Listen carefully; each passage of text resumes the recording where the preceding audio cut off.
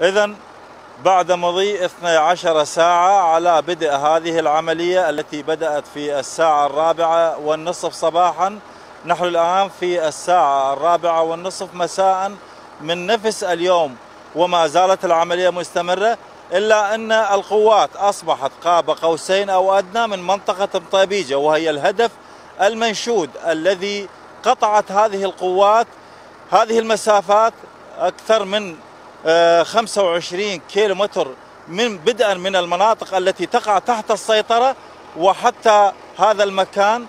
طبعا لاحظتوا معنا مدى وعورة المكان كما تشاهدون. هذه أحد العبوات مد